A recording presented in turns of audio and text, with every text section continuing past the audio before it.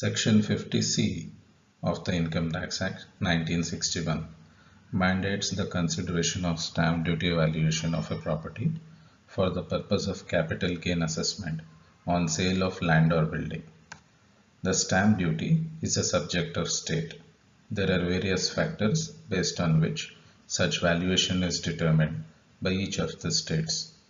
Hence, values sometimes would be more than sale consideration itself. In this backdrop, this case law has thrown light on application of proviso to Section 50C, which was inserted in 2016 by the Finance Act. Please subscribe this channel and click on the like button. This is in the case of Dharam Shibhai Sonani versus Assistant Commissioner of Income Tax. This is in the court of ITAT of Ahmedabad. The assessee appellant has challenged correctness of the order dated 21st January 2013 passed by the learned CAT appeals in the matter of assessment under section 143(3) read with section 147 of the Income Tax Act. This is for the assessment year 2008-9. The grievance of the assessee in substance is that learned Commissioner of Income Tax Appeals erred in upholding the impugned addition of 15,60,900 to the sale consideration for the purpose of computing capital gains under section 50C of the Act. During the course of reopened assessment proceedings, the assessing officer took note of fact that the assessee, along with a co-owner, had sold certain land at village Behestan, Surat, on 24th April 2007 at stated consideration of 45 lakhs, whereas on that day, according to the Stamp Duty Valuation Authority, this land was valued at 76,21,800. It was in this backdrop that the assessing officer sought to add 15,60,900 received by the assessee, considering this addition to the value of sale consideration. It was explained by the assessee that though a registered agreement to sell was executed on 29th June 2005, the sale deed of land could finally be executed only on 24th April 2007. Since the land was agricultural land, since the buyer was a private limited company which could have purchased only non-agricultural land, and since land was required to be converted into non-agricultural land before execution of sale deed, the stamp duty valuation as on 24th April 2007 was therefore, according to the assessee, not relevant for ascertaining whether the sale consideration was suppressed, which is what is relevant for the purpose of section 50C.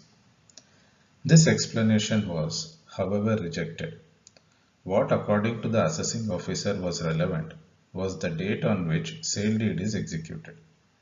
The assessing officer proceeded to adopt sale consideration under section 50C at stamp duty valuation rate. Aggrieved assessee carried the matter in appeal before the learned Commissioner of Income Tax Appeals, but without any success. The assessee is not satisfied and is in further appeal before this ITAT. The fundamental purpose of introducing section 50C was to counter suppression of sale consideration on sale of immovable properties, and this section was introduced in the light of widespread belief that sale transactions of land and building are often undervalued, resulting in leakage of legitimate tax revenues. Section 50C subsection 1 provides that where the consideration received or accruing as a result of the transfer by an assessee of a capital asset, being land or building or both, is less than the value adopted or assessed or assessable by any authority of a state government, that is the Stamp Duty Valuation Authority, for the purpose of payment of stamp duty in respect of such transfer, the value so adopted or assessed or assessable shall, for the purposes of section 48, be deemed to be the full value of the consideration received or accruing as a result of such transfer. The trouble, however, is that while the sale consideration is fixed at the point of time when agreement to sell is entered into, there is sometimes considerable gap in parties agreeing to a transaction, that is the agreement to sell, and the actual execution of the transaction, that is the sale deed. And yet, it is the value as on the date of execution of sale deed which is recognized by section 50C for the purpose of computing the capital gain, because that is what is relevant for the purpose of computing stamp duty for registration of sale deed. The very comparison between the value as per sale deed and the value as per stamp duty valuation accordingly ceases to be devoid of a rational basis, because these two values represent the values at two different points of time. Income Tax Simplification Committee, set up in 2015, took note of this incongruity and in its very first report observed as follows. Rationalization of section 50C to provide relief where sale consideration fixed under agreement to sell. Section 50C makes a special provision for determining the full value of consideration in cases of transfer of immovable property. It provides that where the consideration declared to be received or accruing as a result of the transfer of land or building or both is less than the value adopted for stamp valuation purposes for the purpose of payment of stamp duty, the value so adopted or assessed or assessable shall be deemed to be the full value of consideration, and capital gain shall be computed on the basis of such consideration under section 48 of the Income Tax Act. The scope of section 50C was extended with effect from assessment year 2010-11 to the transaction which were executed through agreement to sell or power of attorney by inserting the word assessable along with words the value so adopted or assessed. Hence, section 50C is now also applicable in case of such transfers. The present provisions of section 50C do not provide any relief where the seller has entered into an agreement to sell the asset much before the actual date of transfer of the immovable property and the sale consideration. This aspect has been fixed in such agreement. A later similar provision inserted by way of section 43CA does take care of such a situation. It is therefore proposed to insert provisos to section 50C. Now, based on this, the Finance Act 2016 with effect from 1st April 2017, assessment year 17-18, inserted the provisos to section 50C. It said, provided that where the date of the agreement fixing the amount of consideration and the date of registration for the transfer of the capital asset are not the same, the value adopted or assessed or assessable by the stamp valuation authority on the date of agreement may be taken for the purposes of computing full value of consideration for such transfer. The second proviso said, provided further that the first proviso shall apply only in a case where the amount of consideration or a part thereof has been received by way of an account payee check or account payee bank draft or by use of electronic clearing system through a bank account on or before the date of agreement for transfer.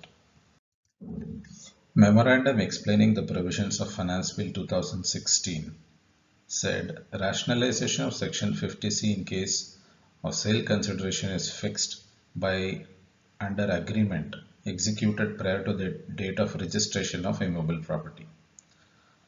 So the memorandum recognized this fact that the Income Tax Simplification Committee has in its first report pointed out that this provision does not provide any relief where the seller has entered into an agreement to sell the property much before the actual date of transfer of the immovable property, and the sale consideration is fixed in such agreement, whereas similar provision exists in section 43CA of the Act, that is when an immovable property is sold as a stock in trade. It is proposed to amend the provisions of section 50C so as to provide that where the date of the agreement fixing the amount of consideration for the transfer of immovable property and the date of registration are not the same, the stamp duty value on the date of agreement may be taken for the purposes of computing the full value of consideration. It is further proposed to provide that this provision shall apply only in a case where the amount of consideration received to therein or a part thereof has been paid by way of an account payee check or account payee bank draft, or use of electronic clearing system through a bank account on or before the date of the agreement for the transfer of such immovable property. These amendments are proposed to be made effective from 1st April of 2017 and shall accordingly apply in relation to assessment year 2017-18 and subsequent years. While the government has thus recognized the genuine and intended hardship in the cases in which the date of agreement to sell is prior to the date of sale, and introduced welcome amendments to the statute to take the remedial measures, this brings no relief to the assessee before the ITAT, as the amendment is introduced only with prospective effect from 1st April 2017. There cannot be any dispute that this amendment in scheme of section 50C has been made to remove an incongruity, resulting in undue hardship to the assessee, as is evident from the observation in Issuer Committee report to the effect that the then prevailing provisions of section 50C do not provide any relief where the seller has entered into an agreement to sell the asset much before the actual date of transfer of the immovable property, and the sale consideration has been fixed in such agreement, recognizing the incongruity that the date of agreement to sell has been ignored in the statute, even though it was crucial, as it was at this point of time that the sale consideration is finalized. The incongruity in the statute was glaring, and undue hardship not in dispute. Once it is not in dispute that a statutory amendment is being made to remove an undue hardship to the assessee or to remove an apparent incongruity, such an amendment has to be treated as effective from the date on which the law containing such an undue hardship or incongruity was introduced. In support of this proposition, the member of the ITAD found support from Honorable Delhi High Court's judgment in the case of CAT versus Ansal Landmark Township Private Limited, wherein approving the reasoning adopted on order at Agra bench, Rajiv Kumar Agarwal versus ECAT, which centered on the principle that when legislature is reasonable and compassionate enough to undo the undue hardship caused by the statute, such an amendment in law, in view of the well-settled legal position, to the effect that a curative amendment to avoid unintended consequences is to be treated as retrospective in nature, even though it may not state so specifically. Honorable Supreme Court, in the case of CAT versus Alum Extrusion Limited, held to the following effect that once this uniformity is brought about in the first proviso, then in our view, the Finance Act 2003, which is made applicable by Parliament only with effect from 1st April 2004, would become curative in nature. Hence, it would apply retrospectively with effect from 1st April 1988. Supreme Court in this case was referring to a different legal provision and not Section 50C. Secondly, it may be noted that in the case of Allied Motors Private Limited versus CAT, the scheme of Section 43B of the Act came to be examined. In that case, the question which arose for determination was whether sales tax collected by the assessee and paid after the end of the relevant previous year, but within the time allowed under the relevant sales tax law, should be disallowed under Section 43B of the Act while computing the business income of the previous year. That was a case which related to assessment year 1984-85. The relevant accounting period ended on 30th June 1983. The ITO disallowed the deduction claimed by the assessee, which was on account of sales tax collected by the assessee for the last quarter of the relevant accounting year. The deduction was disallowed under Section 43B, which as stated above was inserted with effect from 1st April 1984. It is also relevant to note that the first proviso, which came into force with effect from 1st April 1988, was not on the statute book when the assessments were made in case of Allied Motors Private Limited.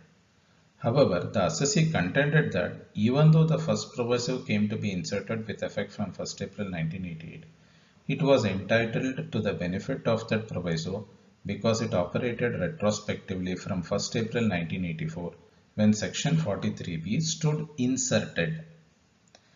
This is how the question of retrospectivity arose in Allied Motors Private Limited. So the court in Allied Motors Private Limited held that when a proviso is inserted to remedy unintended consequences and to make the section workable, a proviso which supplies an obvious omission in the section and which proviso is required to be read into the section to give the section a reasonable interpretation, it could be read retrospective in operation, particularly to give effect to the section as a whole. Accordingly, the court in Allied Motors Private Limited held that the first proviso was curative in nature, hence retrospective in operation with effect from 1st April 1988. It is important to note once again that by Finance Act 2003, not only the second proviso is deleted, but even the first proviso is sought to be amended, bringing about an uniformity in tax, duty, cess and fee on the one hand, vis-a-vis contributions to welfare funds of employees on the other. This is one more reason why we hold that the Finance Act 2003 is retrospective in operation. Moreover, the judgment in Allied Motors Private Limited, etc., is delivered by a bench of 3 learned judges, which is binding on the court. Accordingly, it was held that in Finance Act 2003 will operate retrospectively with effect from 1st April 1988.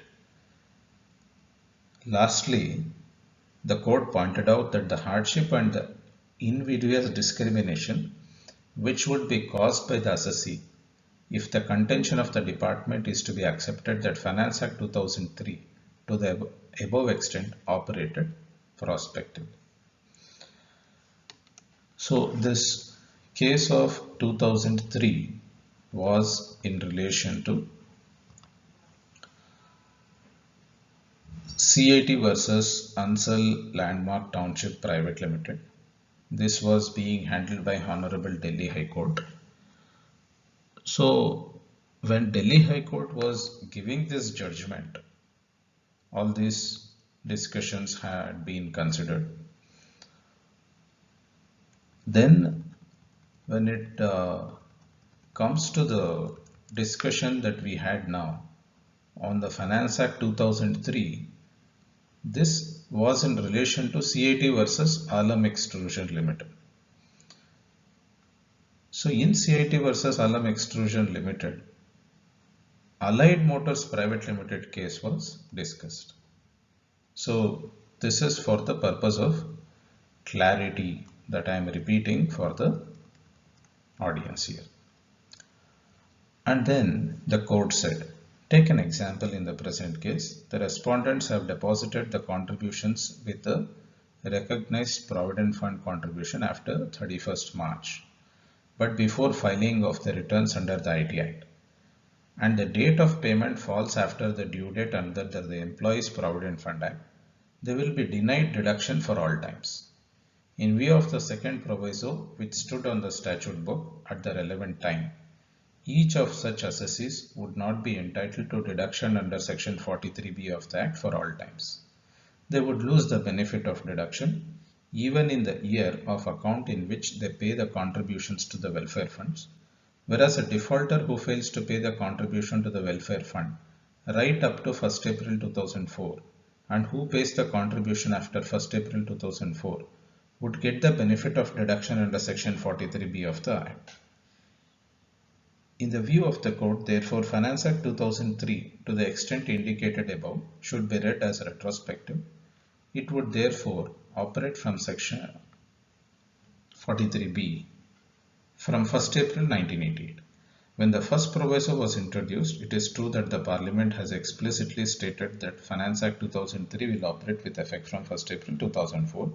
However, the matter before the court involves the principle of construction to be placed on the provisions of the Finance Act 2003. So for the purpose of clarity of the viewers of this video, I would like to say that we are primarily discussing on section 50C, that is in the case of Dharam Shibhai Sonani versus Assistant Commissioner of Income Tax. So when the ITAT was discussing this case, it had to discuss certain case laws that were relied upon by the assessee. So at that point of time, they made a mention of these case laws like CAT versus Ansal Landmark, Rajiv Kumar Agarwal versus ACAT, and more particularly in detail, CAT versus Alam Extrusion Limited and Allied Motors Private Limited versus CAT. Alam Extrusion and Allied Motors case laws were with respect to section 43B of the Act. They refer to those case laws to tell that in the legal jurisprudence, the courts have already recognized the fact that there can be a retrospective application of a law when there is a removal of incongruity in the provisions of the law. So in these cases which were considered for analysis purposes, the respective courts had removed the incongruity from retrospective effect right from the insertion of the provision. For example, in case of section 43B, the incongruity was removed from the time section 43B was introduced. So this analysis of removal of incongruity from the date of introduction of the provision was recognized in various jurisprudence. So in order to explain this matter, these decisions were considered in this presentation. So far as the amendment to section 50C being retrospective in effect is concerned, there is no doubt about the legal position. This code holds the provisos to section 50C being effective from 1st April 2003. This is precisely what the legal counsel has prayed for. In his detailed written submissions, he has made out of a strong case for the amendment to section 50C being treated as retrospective and with effect from 1st April 2003. The plea of the assessee is indeed well taken and deserves acceptance. What follows is this. The matter will now go back to the assessing officer. In case he finds that a registered agreement to sell as claimed by the assessee was actually executed on 29 June 2005 and the partial sale consideration was received through banking channels, the assessing officer, so far as computation of capital gains is concerned, will adopt stamp duty valuation as on 29 June 2005 of the property sold as it existed at that point of time. In case the assessee is not content with this value being adopted under section 50C, he will be at liberty to seek the matter being referred to the DVO for valuation, again as on 29 June 2005 of the said property. As a corollary thereto, the subsequent developments in respect of the property sold, example, the conversion of use of land, are to be ignored. It is on this basis that the capital gains will be recomputed. With these directions, the matter stands restored to the file of the assessing officer for adjudication de novo, after giving an opportunity of hearing to the assessee and by way of a speaking order. As this ITAT parts with this matter, it makes one more observation. The amendment in section 50C was brought in to provide relief to the assessee in a situation in which the stamp duty valuation of a property has risen between the date of execution of agreement to sell and execution of sale deed, as is the norm rather than exception. But the real estate market is now traversing through a difficult phase, and there can be situation in which there is a fall in the stamp duty valuation rates with the passage of time. Such a situation has actually arisen in many places in the country, such as in Gurgaon, New Delhi, and even in Dehradun and some other places. This is what the ITAT is saying at the point of giving this judgment. It is therefore possible that at first sight, first proviso to section 50C may seem to work to the disadvantage of the assessee in certain situation in the event of the word may being construed as mandatory in application. But then one cannot be oblivious to the fact that this proviso states that the value adopted or assessed or assessable by the stamp valuation authority on the date of agreement may be taken for the purposes of computing full value of consideration for such transfer, making it clearly optional to the assessee, and that in any event what has been brought by the lawmakers as a measure of relief to the taxpayers cannot be construed as resulting in a higher tax burden on the taxpayers. Of course, assuming that ITAT members' understanding of this statutory provision is in harmony with the legislative intention, insertion of words at the option of the assessee between stamp valuation authority on the date of agreement may and be taken for the purposes of computing full value of consideration for such transfer in first proviso to section 50C bracket 1 could have made the legal provision even more unambiguous. In this result, the appeal was allowed in favor of the assessee. Thank you for a patient hearing. In order to get more such videos, kindly subscribe this channel and click on bell button to receive new videos in real time. Please like the video in order to encourage to make more such videos.